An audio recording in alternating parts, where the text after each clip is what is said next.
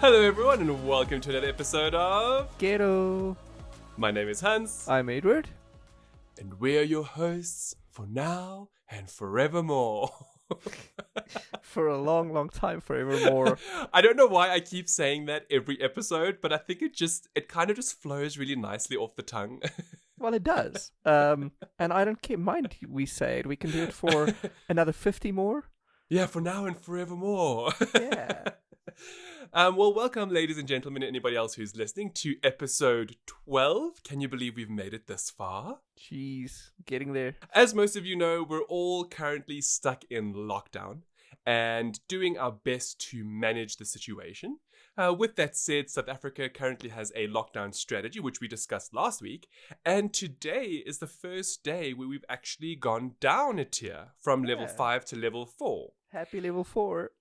Now, it sounds great, but there's still a lot of restrictions in place. Like, for example, if you want to exercise, which means, running around outside, you're only allowed to do it between the hours of 6 and 9, which is something I don't appreciate because now you're, sardining everybody into a certain time during the day.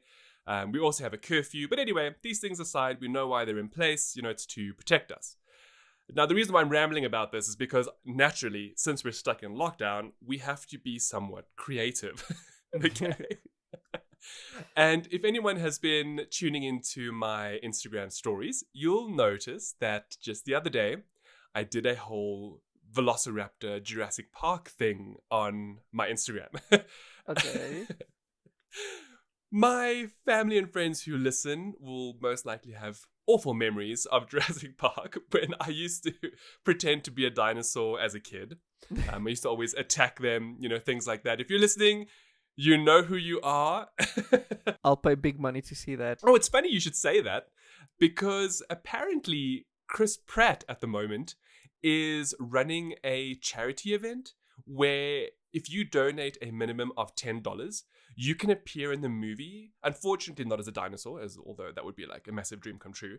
You can still appear in the movie and you get eaten by a dinosaur. Okay. I must be honest with you, is amazing. And if that could be my silver screen debut, okay, being eaten by some sort of Velociraptor T-Rex, or something. Even if it was a tiny ass Compsognathus, I would be very happy. I would be able to die happy. Right, so do they fly you out and you just star for like a 1-second scene or something? So essentially what's happening is there are a variety of stars that are involved, and it's called the All-In Challenge, which is essentially a means of donating and bringing food to children, elders, and frontline heroes, specifically people who are helping with COVID-19 at the moment. That's cool. Now, as great as this All-In Challenge is, in particular, the fact that you can be eaten by a dinosaur, unfortunately, it's not available to anyone outside of the continental United States. Oh, that sucks. So, as excited as I was to learn about this, and as much as I kind of want to donate, and I guess I should just because it's a good cause. With that said, I'm already donating locally, but I'm not here to talk about that. If you are listening from abroad and the competition is applicable to you, donate. Because I would love to see you get eaten by a dinosaur. Yes. I will vicariously live through you. Yeah. Okay, well, beyond Chris Pratt, there are also other stars participating in this challenge, like Hugh Jackman and Ryan Reynolds, who will... Ooh. Yeah. So if you donate to their challenge, their All-In Challenge, you stand a chance of winning the chance of them coming to your child's lemonade stand. Assuming you have children. Yeah, if you don't, I guess they'll just hang out with fine. you. I'll have my own lemonade stand. Yeah. And they can chill with me. Exactly. So that's cool. But of course, cool. I imagine this is still continental United States, right? Yeah. Well, I mean, although theirs might be because of the All-In Challenge, I do know that Tom Holland has his own charity. Oh, okay. It's called the Brothers Trust, and it's essentially set up by his parents, and they call it the Brothers because it's the 4 Holland brothers. Oh, that's cool. And what they do is if you donate to them, they will support charities that don't often see the limelight, charities that are often unspoken about. So, I mean, that's quite cool. So basically, Spider-Man, or rather the actor who's portraying the current Spider-Man, is also a philanthropist in the real world, which I That's think such is really a awesome. Spider-Man thing to do. Exactly. I mean, look, I know that you are a massive Spider-Man fan. Yes. And I imagine that although I'm sure you do sponsor charities in your own personal time, that if you were also the actor, you'd most likely do something similar. If I had the money, I most likely would. Well, do you know who had the money and wanted to be Spider-Man once upon a time? Who is that, Hans? Does that give you an idea? It was Michael Jackson. Yeah. So it's obviously not new news, but No, but it's still great news. I've known for a while that Michael Jackson was a Spider-Man fan. I think it was 2018. An interview came out for the Telegraph that basically detailed all of that. What I recently learned, however, is that Michael Jackson and Stan Lee wanted to buy Disney together. You know, how fascinating is that? Look, I've always liked Michael Jackson. Yeah, and same. I feel he was taken long before his prime, unfortunately, for whatever reason. I genuinely think that if he and Stan Lee had purchased Disney, that it would be such a different company today. But in addition to that, the fact that they each had that amount of money in their bank accounts, I mean, that is just mind-blowing. It's weird. Just imagine if he did own Disney. Maybe people wouldn't be looking at it the same way they do now. Like everyone's saying, oh, they're this big conglomerate just monopolizing different brands. Yes. The Disney that currently owns everything, including Marvel and Star Wars. Exactly. Gosh. Well, now that we're speaking about both Marvel and Star Wars, I learned something rather interesting about Chewbacca of all characters. Yeah? Now, I would do the roar if I could, but I can't, so I'm not even going to attempt it right now. I have a friend that can do it perfectly. So speaking of that noise, it turns out that it actually has a name because it's part of the language that Chewbacca speaks. Okay. And as far as I understand, it's called Shiriwook. Shiriwook. Yeah, and that's the majestic Wookiee sound. The which I can't do. Let's bastardize this language. Now, the reason why we're speaking about him today is we found some really interesting information about him, like where he comes from, which apparently is the planet Kashyyyk, and other like really cool information about how his coat, you know, the fur that he has on his body, can repel like water and dirt and stuff like that. So it's really cool. There's a lot of info about Chewbacca out there that most of us don't really know about. Yeah, you know, it's all hidden in lore and tomes. Yeah. Speaking of things that are hidden, especially under all that fur. Oh my gosh! Does he have the same kind of genitalia as us? Why must you even think that? Well, I mean, the images. Come on, you know, you thought of the same. Now. Gosh. Maybe the fur is just like a mop. You know, where it's like super furry and underneath it's smooth like a dolphin. Fair, do you think they're like dogs and have like a red rocket underneath there, or is it more like humanoid? Well, exactly. I mean, we don't know. But do you know what I think might know? What might that be? An artificial intelligence / neural network. What else, honestly? Yeah, what else would be able to postulate what Chewbacca's dong looks like? I mean, I don't know. Anyway, you found this out, right? So apparently, this neural network we've been speaking about, someone actually fed it 10,000 pictures Don't of say dongs. It like that. Well, that's neural what I'm network going to say. Was fed dongs. That just sounds terrible. This AI was force-fed 10,000 DICKSs. When the robots eventually rise up, okay, and ask for rights, this is going to be one of those moments. Yeah, like, why do we not have a penis? A human phallus, if you will. Okay, so you were saying that this neural network / AI has been force-fed these images of male genitalia. Yes. For what purpose? I have to ask this. Okay, so to be 100% fair, the images are all hand-drawn doodles. It's not actual, like, explicit images of penises. But what? Yeah. Why? Okay, so it can figure out how to draw one itself. Yeah, but Edward, I have to ask, Yeah. what is the purpose of finding out how to doodle the male phallus? How is that? So the main purpose behind it all is just to enhance machine learning. That's actually the entire purpose of it all. But it's always interesting to see this kind of stuff, don't you think? I guess. I mean, couldn't they have fed it anything else? I mean, like what? I'm sorry. I'm just trying to find out how poorly sketched drawings of male genitalia are going to advance the human race. I think it's going to tell us how AI learn. Okay, so whether it advances the human race or not is up for debate. I personally believe no, but anyway, as far as I understand, the full name is Dick RNN, and it's based on Google's Sketch RNN. That's pretty much all I know about it as well. Well, that and the fact that it can crudely draw a penis at the very second.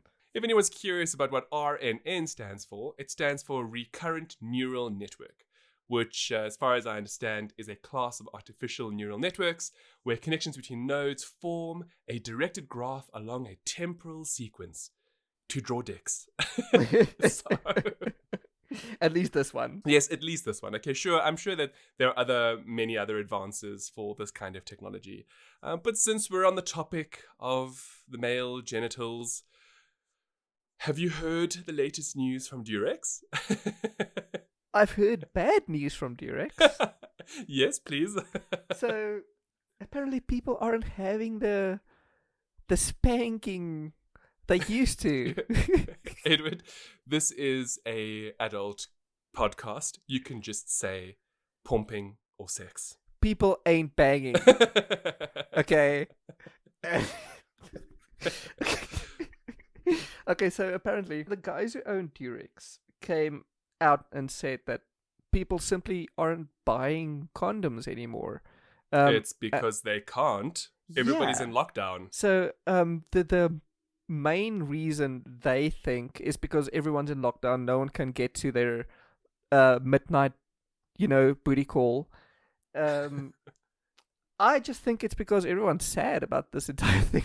If the sales are down, it doesn't necessarily mean that people don't have access to prophylactics. See, that's what I think. It's more along the lines of the fact that they're just too lazy to effing go out and buy them. Too scared to get infected. Or rather, from my understanding, is that they did research apparently, and it's more the young population that they are seeing a decline in, booty calls. And that makes a lot of sense. Then they can't travel around anymore. So you can't go and visit your friends with benefits. Now, it's basically only people who are in serious, I guess, somewhat monogamous relationships who can actually enjoy the deed. Which is, it's actually, that in itself is a very sad thought.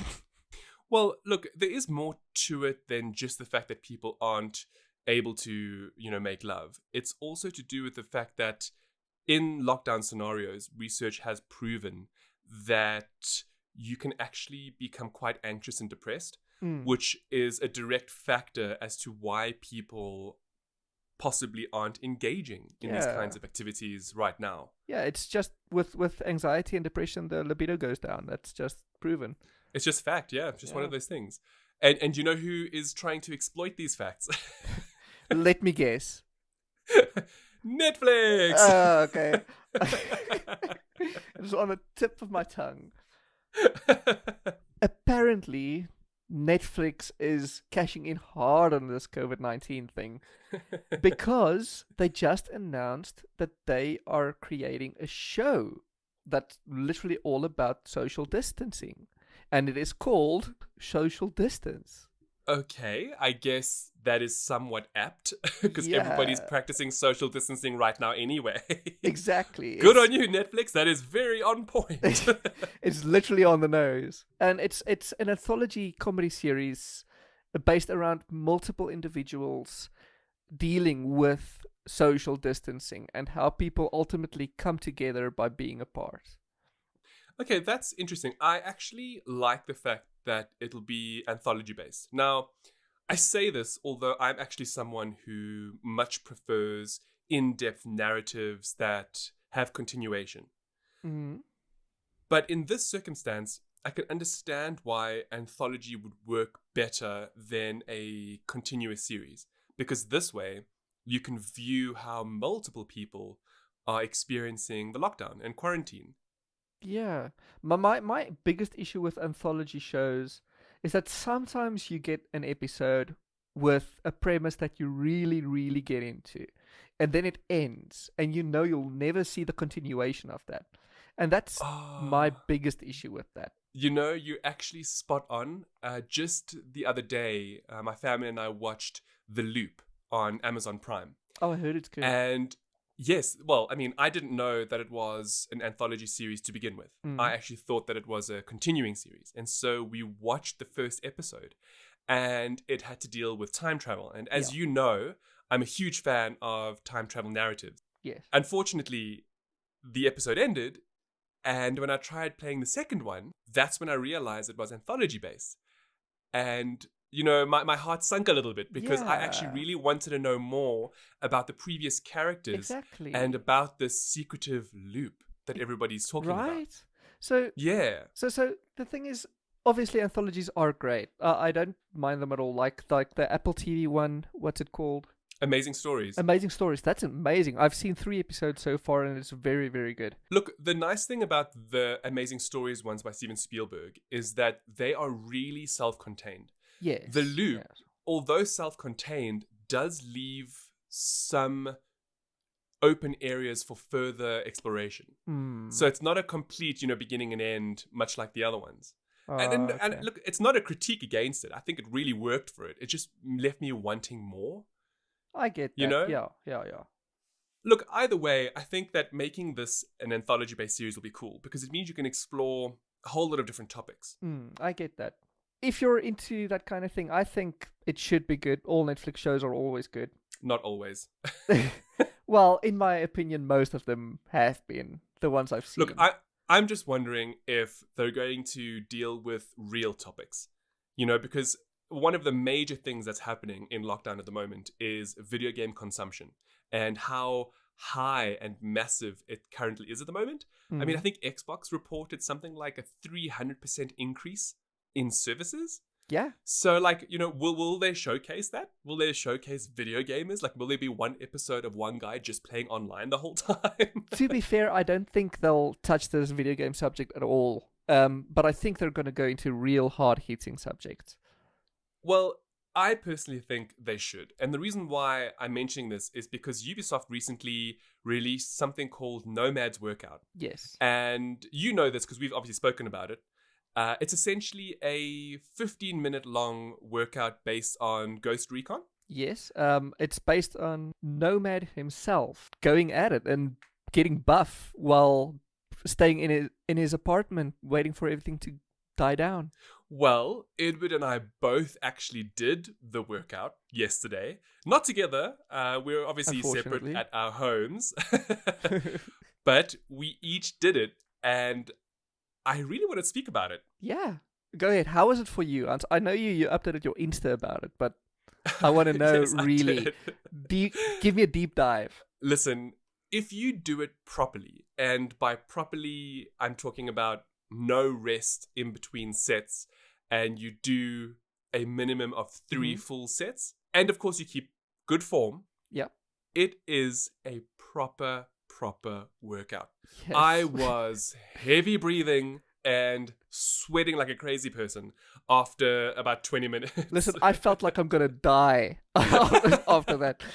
So in the workout, they say every time you do the loop again, so every level, you have to go faster. That's correct. And I tried doing that, and And by the insane level, the third level, I just couldn't anymore. I Well, had the to slow thing down. is, I don't know about you, but I was starting to get tuckered out sort of halfway through the second set. Yes. And then when you get to the third set and you really try to push it even harder, it's just that you struggle to breathe. It gets bad.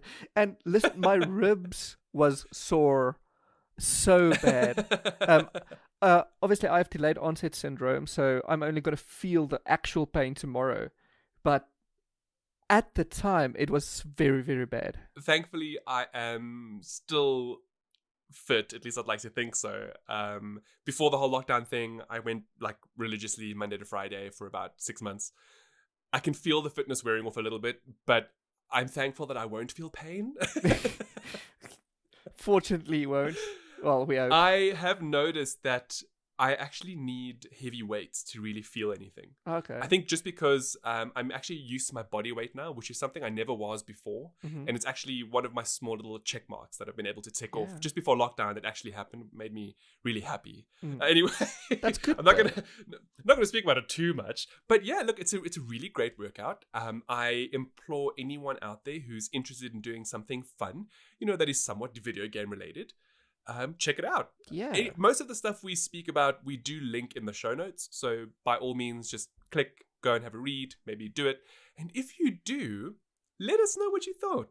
Yeah. Let us know how far you got and how well you did. Yeah, if your ribs also pain. The thing I like most about this Nomad's workout is how Ubisoft is directly targeting everybody at home. With something that's unique and novel. So it's bringing attention to the game, but it's also allowing us as normal people and gamers to actually do something interesting, during the lockdown period. Yeah, it's... Now, while we're speaking about Ubisoft, there's something else that we have to speak about. Yes, it's super new news as well, and super exciting news. And I am so excited about it. Well, you sound even more excited about it than you were about the previous, the not the last one, but the one before that. And we're obviously speaking about Assassin's Creed. So, Assassin's Creed Valhalla is a real thing. It is the latest Assassin's Creed, and it follows on from Origins and Odyssey. Yes. And I am so genuinely excited about it. Tell us more, Edward. Tell us more a little bit about Assassin's Creed Valhalla. So, Assassin's Creed Valhalla, it takes place in the Viking era of ancient Britannia. 9th century England, to be precise. Yes, the Dark Ages of England. During the Viking travels southward, after a lot of warring, basically made them flee south to where the Saxons were ruling at the time. And it looks very much like the TV series Vikings, or Hans says he hopes it will look like Lost Kingdom. Listen, I watched the cinematic reveal trailer. Yeah. And I was genuinely mind blown. Because not only is it the same 9th century setting as featured in The Lost Kingdom, but it even has the same king, which is Prince Alfred of Aylesworth. I don't know, I can never say these surnames and names. Naturally, it will be the same key characters because it's all part of history. Yes, but unlike The Last Kingdom, or perhaps maybe similar to The Last Kingdom, who knows, we'll see going forward. In The Last Kingdom, it follows the character Uhtred, and he is actually both Saxon and Dane. Yes. So what I'm wondering about is, wouldn't it be awesome if they did something similar for Assassin's Creed? Because we all know that the characters are often far more complicated than they seem on the surface. And what if they did that? What if the twist was a similar situation? I mean, look, chances are they might not go down this route because then it'll seem like a blatant copy of what actually happened in The Last Kingdom. But I, for one, would be really happy to see it. It'll also be quite similar to Assassin's Creed 3 in a way. So I don't think they're going to do that again. We also know that the main character, Evier, he comes from the north already. He came with his people south. So maybe not. If that's the twist, I won't mind at all. Well, either way, we're 100% looking forward to it. Yeah. It releases in holiday 2020. Yeah. which is essentially like November, December. And there's going to be a lot of cool stuff in the game. Like, my understanding is they can dual wield now. Yeah, weapons. You can dual wield weapons. His hidden blade is not underneath anymore; it's on top, so it's got Batman Yes, vibes that's a as huge well. difference. Very Um, cool. And also, you'll be quite excited to know, Evier, the male version of Evier, is the same actor from The Lost Kingdom. If anyone watches The Last Kingdom, if you're aware of the character Knut, you'll know that that is the actor who's voicing Evior in Assassin's Creed Valhalla. Yeah. And that really, really made me so excited, because not only will it feel like you're playing the show, The Last Kingdom, but they're actually using talent from the show. I'm sorry, my mind is just blown by this. I'm so excited. There's so many unique things and features that they've mentioned about the game. Yeah. Like, for example, how it's built for next gen. And Yes. our understanding is that Xbox Series X is the lead platform. And it will support smart delivery, meaning that if you buy the game on Xbox One and then eventually upgrade to Series X, you'll automatically get the upgraded game. So you don't need to purchase the game more than once. And, there's other things like base building. You can have a base in the game now. And I don't know, there's just so much. If you want to read about it, please do click on the link in the show notes. It's going to be phenomenal. And my understanding is that next week we'll finally get some actual gameplay. Yes. And I'm hoping it will be on the Series X. I think it will really be, want to see it. Because Xbox came out and said, like, you want gameplay on the Xbox Series X, we'll give you gameplay on the Series X on 7 May. So... Oh, that's amazing. I love the fact that they've moved up all the timelines. Yes. Because E3 was meant to be in June, but I like the fact that a lot of the companies are pushing them up. So I have a feeling we'll probably hear a lot about the PS5 this month as well, and the Series X, including maybe pre-order pricing, things like that. Maybe even availability. We'll see. I have a feeling it's coming this month, though. It better be, because we're all... Look, I'm not a proponent for this Sony consoles as much as other people are, but I do want to see more about the PlayStation 5, and we haven't seen anything yet, so better come. Look, something that I just want to throw in, and it's because I watched a recent video on it. Someone did a breakdown of Sony's patent for cooling of the PS5. Now, we've already seen the Xbox Series X, the innards, what it looks like on the outside, etc. But no one has seen anything about the PlayStation 5 yet. However, by looking at the innards of the cooling of the device, many are hypothesizing that it'll either have a very similar design to the Series X, or it will go in a completely opposite direction. Of course, only time will tell. Yeah. And now we're digressing from the topic. That's fine. We're all just conversing anyway. Well, look, I am just floored at how similar it is to The Last Kingdom. Yeah. I have been enjoying this show for the last several weeks. I've been binging it with my family.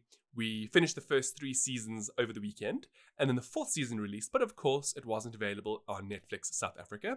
Thank you, MultiChoice, bitches. Yeah. Anyway, I have somehow managed to get access to season 4.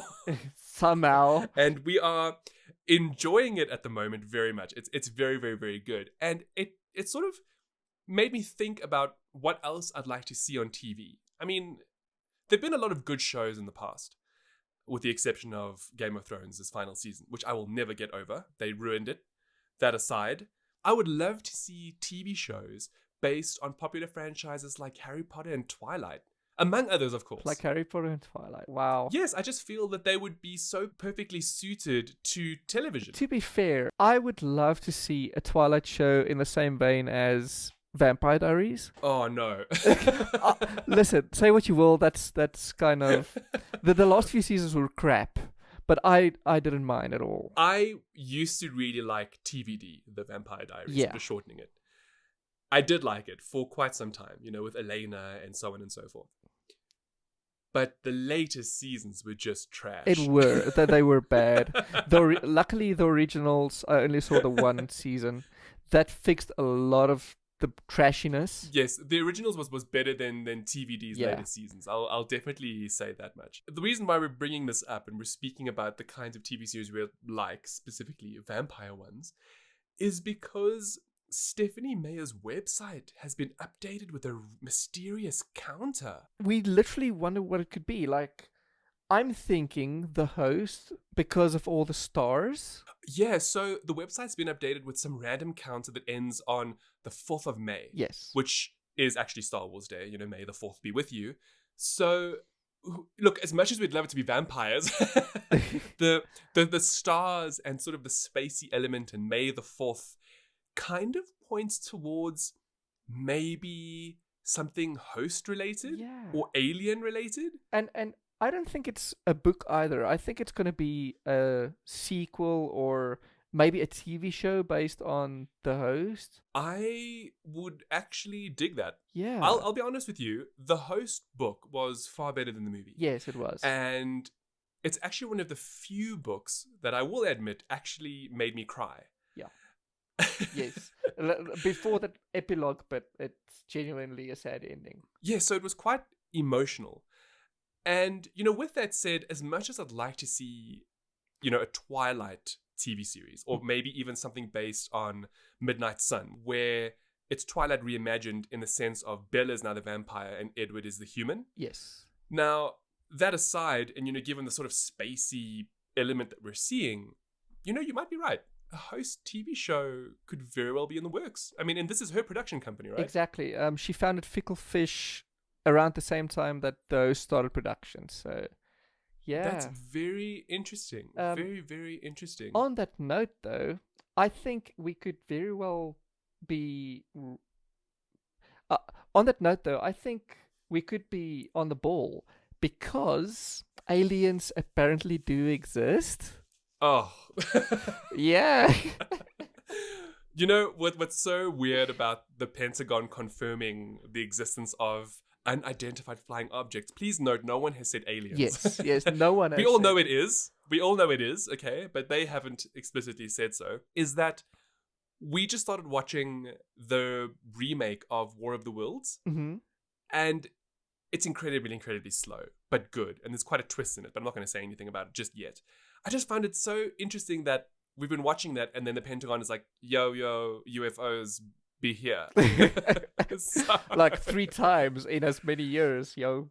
And now Stephenie Meyer is announcing something that's pointing towards the stars. Exactly. So there's a lot of alien stuff happening right now. Extraterrestrial mysteries happening. Look, the most interesting thing with the Pentagon video, though, is there was actually a leak several years ago where those videos came out, and then nobody wanted to confirm or deny them. And only now in 2020, sort of like 3-4 years later, the Pentagon is like, yeah, so those videos were genuine. So about that. Yeah. And so here we are with unidentified flying objects, and apparently the US government is in a tiz about them, and they're saying that they need to explore it further, as if the previous, $30 million budget wasn't enough. So we'll see. I mean, it's interesting. I mean, could 2020 get any weirder, more bizarre? I'm just waiting for the mothership to come down and take us all away. Well, this is what I'm saying. Let's just do like a quick recap. Okay, so first of all, we were supposed to have World War III, right? Yep. Then that kind of just disappeared. Yep. Then COVID-19 reared its ugly head. Now apparently Kim Jong-un is dead and his sister's taking over, and now aliens exist? Yeah. So I'm just waiting for my eventual anal probe and to be, turned into a meat sack for energy or something. Because if any of Hollywood's movies are to be believed, we're going to die horrible deaths. Yeah. The human race is going to peter off and become batteries for an AI civilization. Yes, exactly. Or maybe we'll just become the new USB. What, at like twice the speed at USB-C? I'm sorry, I know it's a funny segue, but I have to, so aliens exist, and then not even a week later, USB 4 is announced. I mean, we just got USB 3. You're so right. Like... I can't even wrap my head around USB 3 yet, and now there's USB 4. I'm just like, please tell me it's not going to have another connector, okay? We just got USB-C. Oh my gosh, do you even hear this? We have USB-C as the connector. Then we have USB 3, USB 4, USB 3.1, 3.2, and DisplayPort. I'm so over this. to be fair, I think USB 4 will probably take on the same design as USB 3. Yes, but now imagine this now, okay? You buy a fancy new 100,000 Rand computer, but guess what? It has the same shaped port as USB 3 and 4, but it's not USB 4. Yep. Enjoy! Or you buy this 40,000 Rand new smartphone, and it still has a normal USB connection. Oh, yeah, I totally get you. You mean so micro USB. Oh, USB-C is supposed to solve all of our problems, okay? All I'm saying is that now we're going to have a new USB tech that is implemented with the USB-C connector when we've just gotten to grips with USB 3. Listen, as long as it looks and connects like USB-C, I don't mind. Well, I guess we should speak about it a little bit. So USB 4, from my understanding, is double the speed of USB 3.2. And what's interesting about it is that unlike USB 3, it also has support for DisplayPort 2.0. Now, a lot of people didn't think that would happen because DisplayPort 2.0 requires an 80 gigabit connection. Yeah. But my understanding is that because USB 4 allows concurrent forward and back transmissions, they've been able to actually re-gear the port to work at 40 gigabits a second, but in one single direction. Therefore, allowing DisplayPort 2.0 compatibility. That's cool. I stand to be corrected, of course, and the news is still emerging, but it's great. It means that we are definitely headed towards a one port, one dongle future, and personally, I'm really down for that. I just wish that we could have not more clarification on these things, but it's just down to the point of we just got USB 3.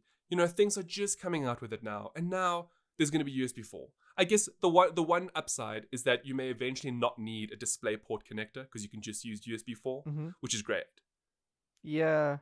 Like, I don't think we'll ever be in a situation where we have just one port and that one gets updated and nothing new needs to be done. I personally hope that that's the case, kind of like HDMI. Yeah. Because a lot of new HDMI 2 and 2.1 televisions are actually able to upgrade to 2.3. So who knows? Maybe USB 4 will just allow upgrading very much like HDMI, versus how now USB 3 to USB 4 is such a technological jump that you need to specify that it's USB 4.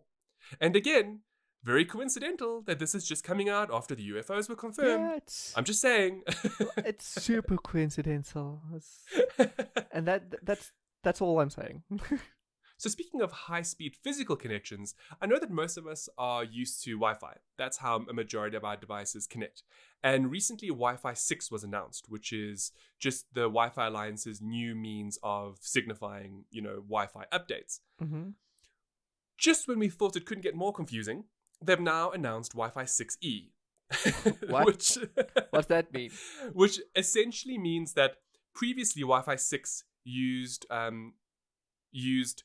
dual, tri, or quad band 5 gigahertz bandwidth. Yes. Wi-Fi 6E is now a brand new provision for 6 gigahertz internet, which should increase range and speeds and so on and so forth.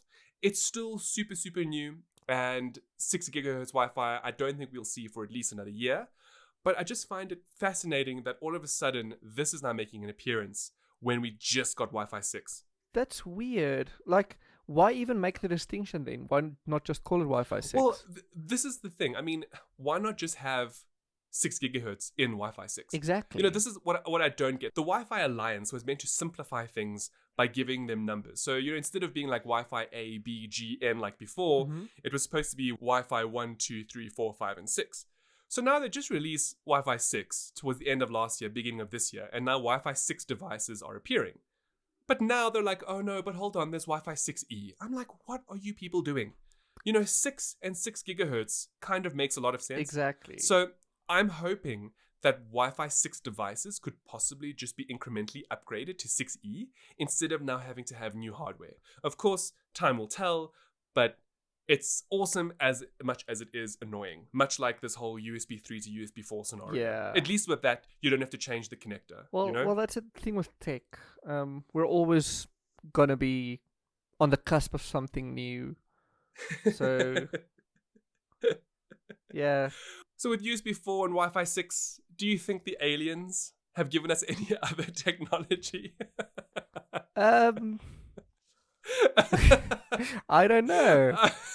Look, I'm personally hoping for something along the lines of materialization technologies, kind of like in the shows Star Trek and The Orville, where I can just walk up to it and be like, please can I have a gin and tonic because I know that it's 5 o'clock somewhere and I need one now. Like the thing in Hitchhiker's Guide to the Galaxy that reads your mind and gives you the food that you want at the second. Oh my gosh, wouldn't that be amazing? I wouldn't mind that at all. I would. I'd love that. Yeah. So with that in mind, we'll leave all of you wonderful listeners to think and postulate on what you would like the aliens to give us. Hopefully not an STD, but something useful. Green screen 3 boobed ladies. Well, there we go. I do believe we've reached the end of episode 12 of Gettle. Hold on. Before you end. Okay. Yeah. There is something from last week that you teased to me, and I still need that delivery. I totally forgot. Oh my gosh. To the wonderful people who do actually communicate with us. Yes. I am so sorry that I didn't mention you this episode. And the reason for this is because there's a post that I'm working on for Famous.com about something that one of you, our listeners, actually reached out about. Oh. So truthfully, I just haven't had the time to do it. And you might be wondering why. You're in lockdown. You're not doing anything. No, that's not entirely how it true. works.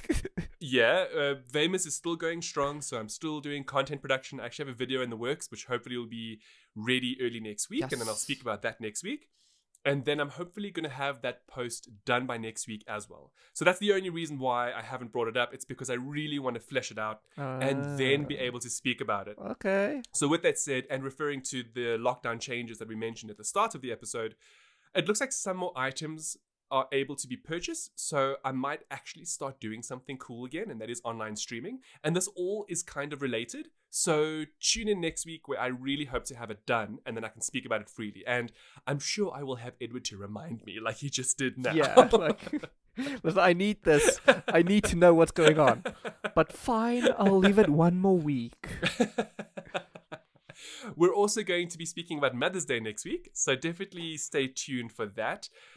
If, like us, you're in lockdown, it might seem like there aren't very many things you can do for your wonderful mom, but we have things in mind just for this scenario. Yeah. So be sure to tune in. So there we go. Thank you so much for tuning into episode 12 of Gettle. We thoroughly hope you enjoyed it, and we look forward to speaking to you all again next week. Yes. Awesome. Cheerio. Bye.